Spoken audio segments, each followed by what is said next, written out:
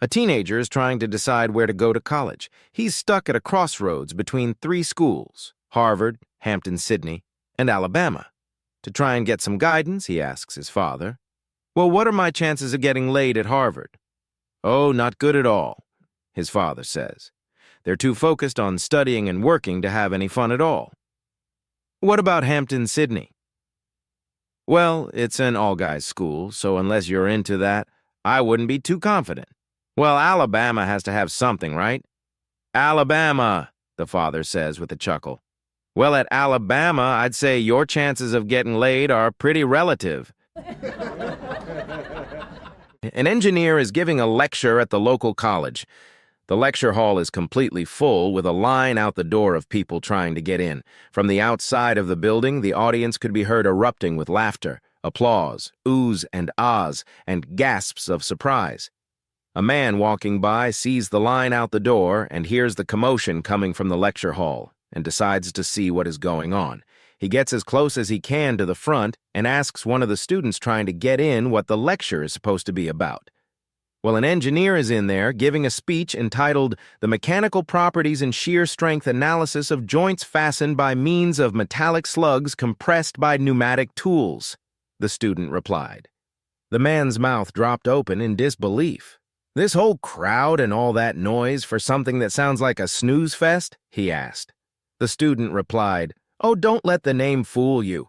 When it comes right down to it, it is simply riveting." A woman stormed up to the customer service counter, toaster in hand and fire in her eyes. "I want a refund," she declared. "This thing doesn't work." The clerk glanced at the receipt and shook his head. "Sorry, ma'am, no refunds on promotional items." Without missing a beat, the woman threw her arms in the air and bellowed, "Twist my buttons! Twist my buttons! Twist my buttons!" The clerk blinked, panicked, and bolted to find the manager. A curious crowd began to gather. The manager arrived, trying to keep things calm. "Ma'am, what seems to be the issue?" She explained again. The toaster was faulty. The manager sighed sympathetically, but repeated the policy. "It was a special deal. We can't refund it." The woman raised her arms once more and shouted even louder, "Twist my buttons, twist my buttons, twist my buttons!" The crowd was now fully invested. The manager, flustered and red-faced, begged, "Please, ma'am, why are you yelling that?" She leaned in, eyes blazing, and said, "Because I like my buttons twisted when I'm getting burned."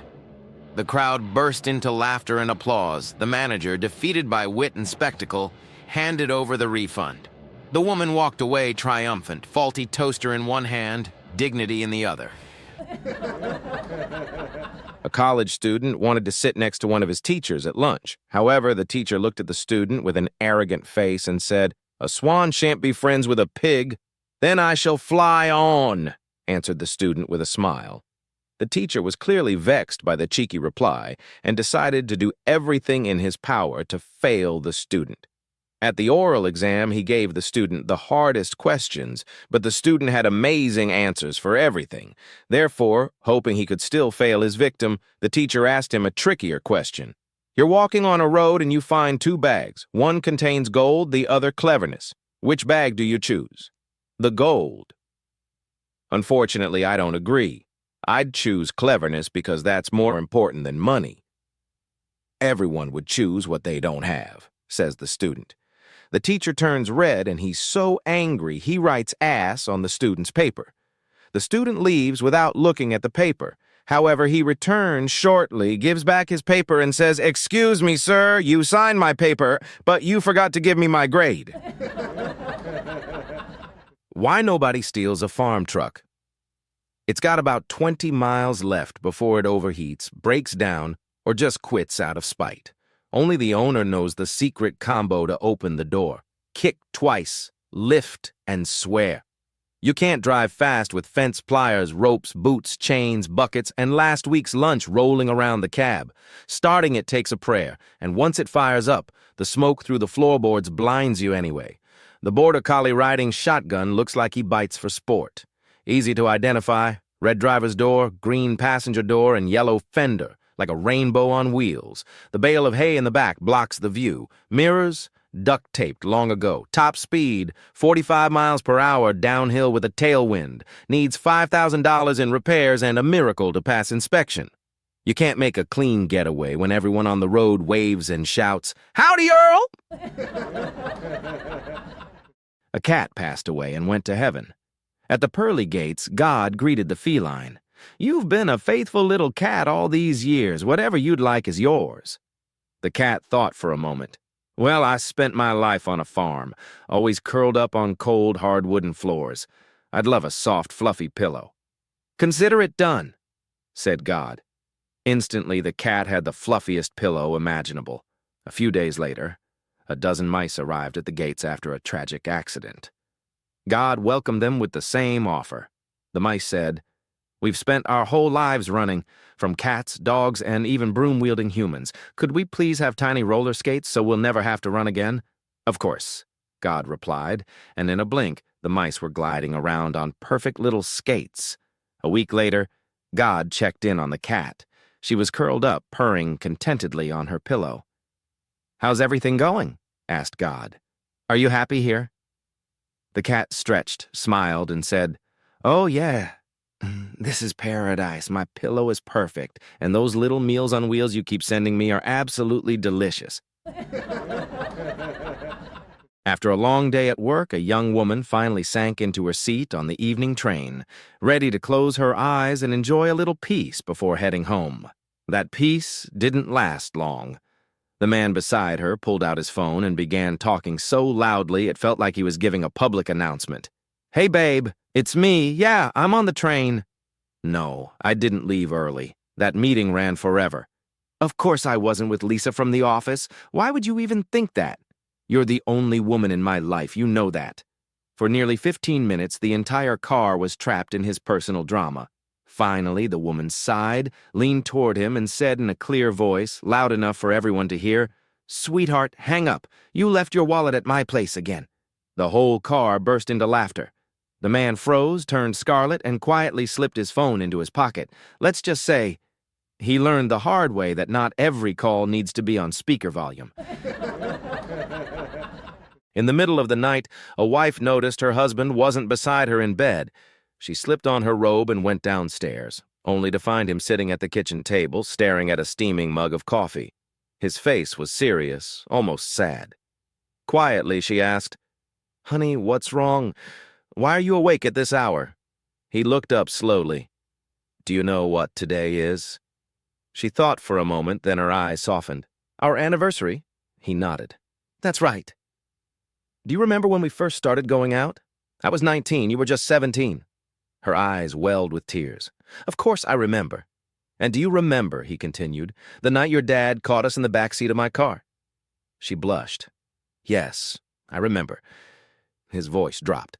"And do you remember how he pressed a shotgun to my forehead and said, 'Son, you either marry my daughter or you'll be sitting in a jail cell for 25 years? She nodded, touched that he remembered every detail.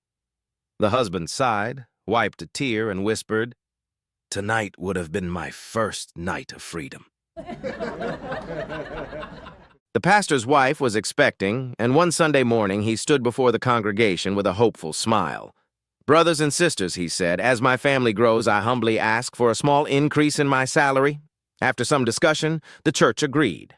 Every time the pastor welcomed a new child, his paycheck would grow too. It seemed fair, at first, but by the 6th baby, the treasurer nearly fainted. A meeting was called to discuss the pastor's ever-growing blessings and budget. Voices rose, opinions clashed, the room buzzed with debate. After an hour of listening, the pastor stood, raised his hand, and spoke calmly. "Children are a gift from God," he said, "and we welcome every gift he sends." Silence. The room held its breath. Then, from the back pew, a frail old woman slowly stood, leaning on her cane. She cleared her throat and said, "Rain is a gift from God, too. But when there's too much of it, we wear rubbers." For a moment, nothing. Then the entire church burst out laughing. "Amen," they shouted. An old priest got tired of hearing confessions about adultery. One Sunday he told his congregation, "If I hear one more confession about adultery, I'm quitting." Since everyone liked him, the townsfolk came up with a code word instead: fallen. From then on, anyone who had slipped up simply confessed, "Father, I've fallen." This worked perfectly for years, until the old priest passed away at 93. A young new priest took over, and after a week he went to see the mayor. Concerned, he said, "Mr. Mayor, you must do something about the sidewalks in this town. You wouldn't believe how many people keep coming to confession saying they've fallen." The mayor burst out laughing, realizing no one had explained the code word to the new priest. But before he could say anything, the priest wagged his finger at him and said, "And I don't know why you're laughing, Mr. Mayor. Your wife fell 3 times just last week." Sam and Becky were celebrating their 50th wedding anniversary, sipping wine and reminiscing, when Sam leaned in and asked, "Becky, I've got to know, have you ever cheated on me?" Becky raised an eyebrow. "Sam, really? After all these years? You sure you want to ask that?" "I do," he said. "Please, just tell me." She sighed. "All right, yes. 3 times." "3?" Sam blinked. "When?" Becky nodded gently. "Well, remember when you were 35 and desperate to start your own business? No bank would touch you. Then, out of nowhere, the bank president showed up at our house and handed you the loan papers. No questions asked." Sam's eyes widened. "You did that for me? Becky, I'm honored. That was incredible. So what about the second time? Remember your last heart attack? No surgeon wanted to risk the operation. Then Dr. DeBakey flew in personally and saved your life." Sam clutched her hand. "Becky, you're amazing. You gave me a second chance. I love you even more for that. And the third—" Becky paused, then said softly, "Well, Lucky, remember when you wanted to be president of the golf club, the satire, and you were 17 votes short?" A couple walked into a nightclub. The doorman greeted them with a smile. "Hey, Dave, how's it going?" Dave's wife frowned. "Have you been here before?" "Oh, no," Dave said quickly. "He's on my bowling team." A few minutes later, the waitress came over. "Want your usual, Dave?" she asked, setting down a Budweiser. His wife's eyes narrowed. "And how does she know you drink Budweiser?" Dave stammered. "She's in the ladies' bowling league, honey. We share lanes sometimes."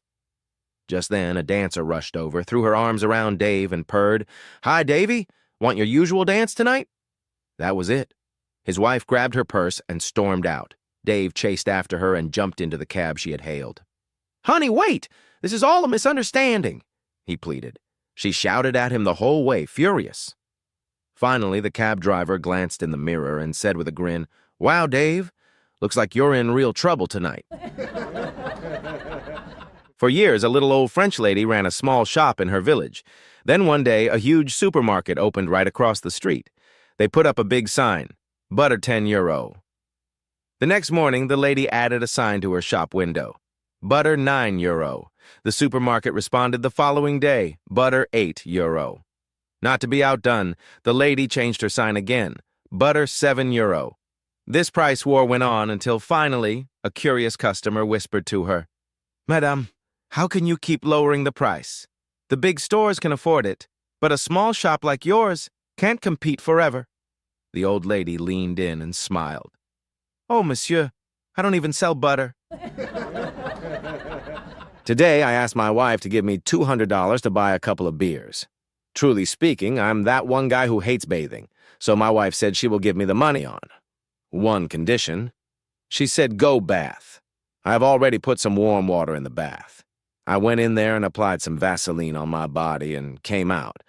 A few minutes later, I rushed out to where she was sitting with the kids and said, "I'm done bathing. Where's my money?" They all looked at me and started laughing. I was very surprised and got angry at the same time, and then one of my kids said, "You clearly didn't bath, Dad, because the money is right under the soap." Oh, gosh. The IRS called Grandpa in for an audit, and he showed up with his lawyer. The auditor said, "Sir, you have quite an extravagant lifestyle, but no regular job. You claim you win money gambling. That's hard to believe." Grandpa smiled. "Oh, I'm a great gambler. In fact, I'll prove it to you." The auditor raised an eyebrow. "All right, show me." Grandpa said, "I'll bet you $1,000 I can bite my own eye." The auditor thought, "No way," and agreed. Grandpa popped out his glass eye and bit it. The auditor was shocked. Grandpa grinned. Now I'll bet you $2,000 I can bite my other eye. The auditor knew Grandpa wasn't blind, so he accepted. Grandpa slipped out his dentures and bit his good eye. The auditor was reeling, down $3,000. Grandpa leaned in again. Double or nothing. I'll bet $6,000 I can stand on one side of your desk and hit that trash can on the other side without missing a drop. The auditor, sure this was impossible, agreed. Grandpa tried, but missed completely, making a mess of the desk. The auditor jumped for joy, thrilled to finally win. But Grandpa's lawyer groaned and put his head in his hands. What's wrong with you? The auditor asked. The lawyer sighed. Before we came here, Grandpa bet me $25,000 that he could walk into this office, make a mess on your desk, and you'd be happy about it. A short, balding man bursts into a bar and shouts, "Give me a double of your strongest whiskey. I'm so mad I can't see straight." The bartender, a little concerned, pours him a Southern Comfort and watches him down it in one gulp. "Better give me another," the man growls. Before pouring, the bartender says, "Hold on. Why don't you tell me what's got you so worked up?" The man sighs and begins. "I was at the bar next door when this gorgeous blonde sat right beside me. Next thing I know, her hand's in my lap, she licks my ear and whispers, 'Want to come with me?' Of course I went. She took me to a hotel room and slipped out of her dress, nothing on underneath. I stripped down and jumped into bed. Just then the door rattled. 'Oh no,' she said, 'it's my boyfriend. He must have lost his wrestling match.' I panicked. Closet. Too obvious. Under the bed. Forget it. The key's in the lock, so I scramble out the window and hang there by my fingertips, praying he doesn't look. The bartender nods. Okay, yeah, that's rough.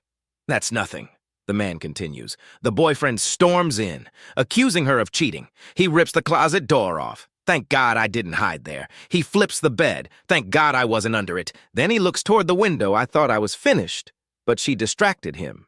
And he went into the bathroom. I relaxed a little until he dumped a pitcher of scalding water out the window, right on my head. "Ouch," says the bartender. "That would have made me furious." "Nope, not yet," says the man. Then he started slamming the window shut on my fingers. "Look, they're raw and bleeding." The bartender winces. "I get it. That's enough to make anyone mad." The man shakes his head. "Nope, that wasn't it either." Exasperated, the bartender asks, "Then what finally made you so angry?" The little man glares and shouts, "I finally looked down, and I was only 6 inches off the ground." I've been teaching elementary school for many years, and I've heard all kinds of stories from kids. But one moment will stay with me forever. It was a regular show-and-tell morning. Most kids brought in stuffed animals, baseball gloves, or seashells. Then a little girl named Emily walked to the front of the room with a pillow tucked under her sweater. She held up a baby photo and proudly said, "This is my baby brother. I'm going to tell you how he was born." The class froze. I braced myself. Emily explained with great confidence. "First, my mom grew him in her tummy. He ate through a special cord, like a straw. Then one Saturday, Mom started saying, 'Ooh, ooh, ooh.'" She held her back, bent her knees, and shuffled across the classroom like she was in a full drama play. My students stared with their mouths open. "Dad called the lady who helps deliver babies. She's not like the pizza man. She doesn't have a sign on her car. Mom lay down, and then, boom, her water balloon popped all over the place. Emily mimed water spraying everywhere. I nearly choked, trying not to laugh. She wasn't finished. The lady kept shouting, 'Push, push, breathe, breathe.' But before they even got to 10, my brother came out. He was covered in goo from Mom's play center." The room gasped, and then the baby helper gave him a spank for hiding in there so long. Emily straightened her sweater, bowed deeply, and sat down with the confidence of a Broadway star. That was the day I decided, on show-and-tell mornings, I'll always be ready with a camera, because kids never fail to surprise us. A man flagged down a taxi and hopped in. The cabbie smiled and said, "Perfect timing. You're just like Ryan." "Ryan? Who's Ryan?" the passenger asked. "Ryan J. Robinson," said the cabbie. "That guy did everything right, always perfect timing. If he needed a cab, one would just show up, every single time." The cabbie kept going. Ryan was a fantastic athlete. He could have won the Grand Slam in tennis. He played golf like a pro. He sang like an opera star, danced like Broadway, and played the piano like a genius. Wow, said the passenger. Sounds like he was something special. Oh, more than that, the cabbie continued. He remembered everyone's birthday, knew every wine and every meal, always used the right fork. He could fix anything. Me, I'd change a fuse and black out the whole street. But Ryan, he never made a mistake. The passenger shook his head. Incredible! And in traffic, the cabbie added, he always knew the fastest way, never got stuck. Plus, he treated his wife like a queen, never argued, never raised his voice, always looked sharp, shoes polished, suit pressed. He was the perfect man. Nobody could ever measure up to Ryan J. Robinson. The passenger finally asked, "So, how did you meet this Ryan?" The cabbie sighed. "Oh, I never met him. He died. I just married his widow." A young woman walked into a downtown bank one morning. "I'd like to borrow $100 for 1 month, she said politely. The banker blinked. "Just 100? Yes, is that a problem?" He checked her records, nothing on file. "Well, without a credit history, we'd need 20% interest, and you'll have to leave something valuable as collateral." She thought for a moment. "Will my Ferrari do?" The banker nearly fell off his chair, but sure enough, the paperwork checked out. She owned it outright. So he processed the loan, parked her Ferrari in the bank's secure garage, and handed her $100 in cash. 30 days later, she returned. Smiling, she slid $120 across the counter. "Thank you. I'll take my keys back now." As she turned to leave, the banker couldn't resist. "Miss, why would you leave a $140,000 car here for such a tiny loan?" She winked. "Because in New York City, I just found the safest parking spot for my Ferrari, 1 month for $20. Tom, a passionate golfer, got into a nasty car accident and ended up in the hospital. Just before the anesthesia kicked in, the surgeon leaned over and said, "Tom, I've got some good news and some bad news." Tom gulped. "Hit me with the bad news first, Doc. The accident crushed your right arm. We'll have to replace it." Tom panicked.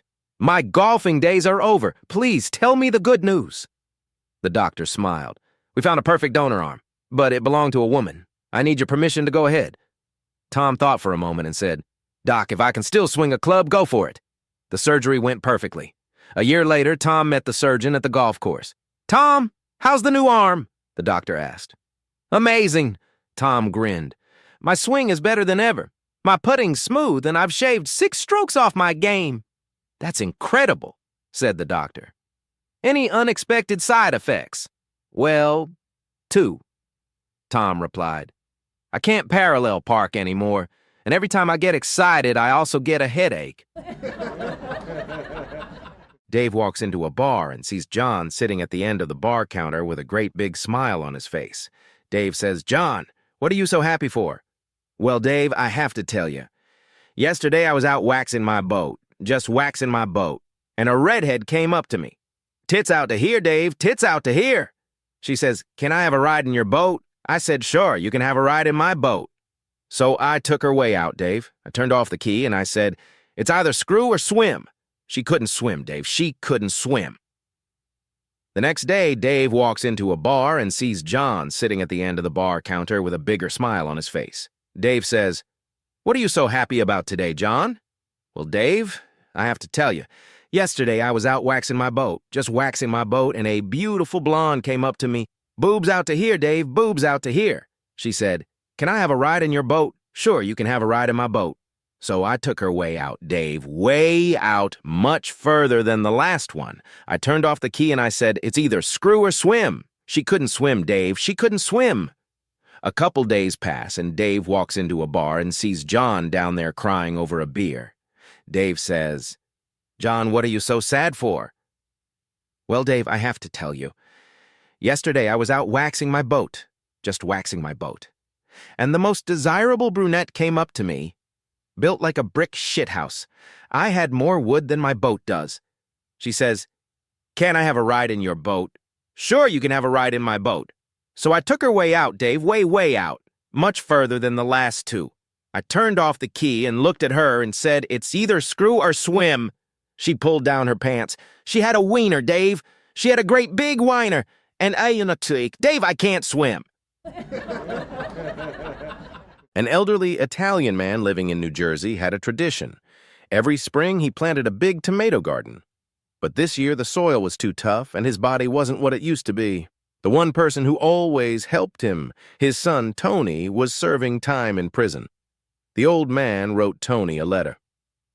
"Dear Tony, I'm feeling down this year. The ground is too hard for me to dig, and it looks like I won't be able to plant my tomatoes. If you were here, I know you'd have that garden ready in no time, just like old days. Love, Dad." A few days later, he got a reply. "Dad, whatever you do, don't dig up the backyard. That's where I buried the stuff. Love, Tony." At 4 a.m. The next morning, FBI agents and local police swarmed the property. They dug up the whole yard, every inch of it, searching for hidden evidence. They found nothing and eventually left, frustrated. Later that day, another letter arrived from Tony. "Dear Dad, now you can plant your tomatoes. That's the best I could do from here. Love, Tony." An elderly couple was sitting in a diner when the husband leaned over and said, "Do you remember the very first time we kissed and cuddled behind the village tavern more than 50 years ago?" His wife smiled. "Of course I do." "Well," he said, "how about we take a stroll back there and relive the memory, for old time's sake?" She laughed. "Oh, Jim, you're such a rascal. But why not?" A police officer sitting nearby overheard them and thought, "I've got to see this." So he quietly followed as the old couple shuffled down the street. When they reached the fence behind the tavern, the two leaned against it, hugged each other tightly, and suddenly began shaking and jumping around like teenagers again. The officer's eyes went wide. It looked like the most energetic moment he'd ever seen. After a while, they both collapsed to the ground, breathing heavily. When they finally got up, the officer approached and asked, "Excuse me, but that was amazing. What's your secret?" The old man wiped his brow, steadied himself on his cane, and replied, 50 years ago, that wasn't an electric fence." "Our teacher asked us to share our favorite animal. I said fried chicken." The class laughed. The teacher didn't. But I wasn't joking. Fried chicken really is my favorite. When I told my dad, he said maybe my teacher was part of PETA. I told him I care about animals too, especially when they're chicken, pork, or beef. Anyway, the teacher sent me to the principal's office. I explained, he laughed, and he told me not to say things like that again. The next day, she asked what my favorite live animal was. I said, chicken. She asked why. I answered, because they can become fried chicken. Back to the principal's office I went. He laughed again. So today the teacher asked us which famous person we admire most. I said, Colonel Sanders. And yes, I'm writing this from the principal's office. A married couple is traveling by car from California to New York. Being seniors, after almost 11 hours on the road on this journey, they were too tired to continue, so they decided to take a room in a magnificent hotel. But they only planned to sleep for 4 hours and then get back on the road. 4 hours later, the desk clerk handed them a bill of $350. The man exploded and insisted to know about the expensive bill. I agree it's a nice hotel, but the rooms aren't worth $350 for just staying only for 4 hours. The desk clerk told him that $350 is the standard rate. The man insisted on talking with the manager. The manager was informed by the desk clerk. The manager then appeared and listened to him and declared, "This hotel has an Olympic-sized pool and a specialized huge conference center designed to host mega conferences, which are available for use. But we didn't use them," the husband said. "Well, they are here, and you could have," explained the manager. He went on to explain that the couple could also have taken in one of the shows for which the hotel is famous. The manager boasted, "We have the best performers, comedians, singers, and dancers, from New York, Hollywood, and Las Vegas performing here in this hotel 24 hours a day, 7 days a week." "But we didn't go to any of those shows," the husband said. "Well, we have them, and you could have," was the response. No matter what facilities and services the manager mentioned, the husband responded, "But we didn't utilize it." The manager always answered with his standard response, The manager is unmoved. And eventually, after several minutes of debate, the husband gave up and agreed to pay. As he didn't have the checkbook, he asked his wife to write the check. The wife wrote a check and gave it to the manager. The manager looked at her in astonishment when he looked at the check. "But madam, this check is for only $50. "That's correct," she replied. "I charged you $300 for sleeping with me." "But I didn't sleep with you, madam," exclaims the manager. "Well, too bad I was here, and you could have been."